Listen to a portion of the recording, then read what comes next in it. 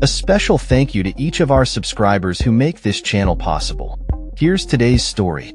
In a recent turn of events, former President Donald Trump has expressed skepticism regarding Russian President Vladimir Putin's willingness to end the ongoing war in Ukraine. This statement came shortly after Trump's meeting with Ukrainian President Volodymyr Zelensky on the sidelines of Pope Francis's funeral in Rome. The two leaders engaged in a deep discussion at St. Peter's Basilica, which lasted approximately 15 minutes, a meeting that the White House described as very productive. Zelensky himself characterized the encounter as having the potential to become historic.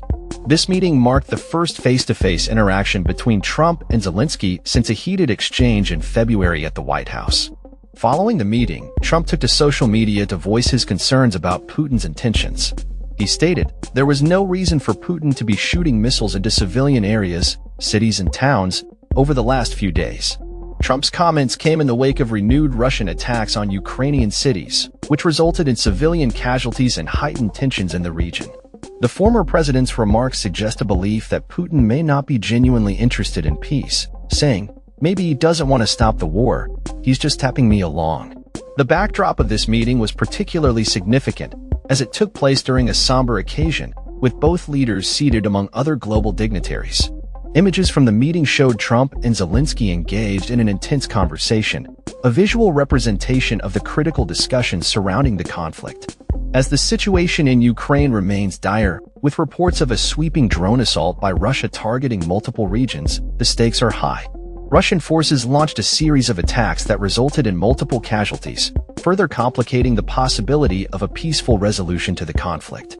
The Ukrainian Air Force reported that they intercepted a number of drones during these assaults, highlighting the ongoing military engagements in the region.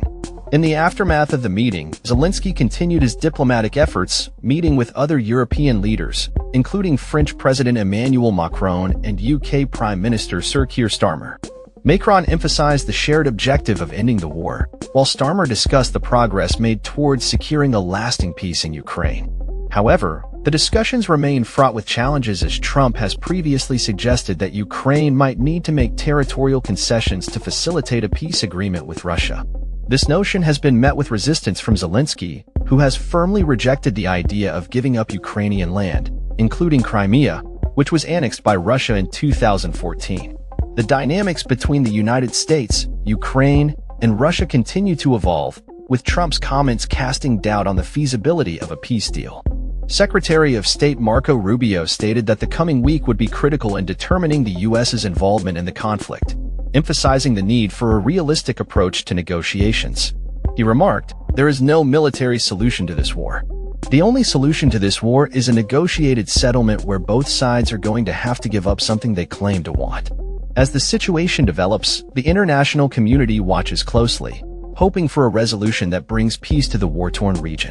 The discussions between Trump and Zelensky, alongside the continued military actions, underscore the complexity of the conflict and the urgent need for diplomatic solutions. The world remains on edge, awaiting further developments in this ongoing crisis.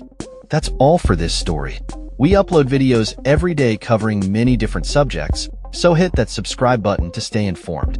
Thanks for watching.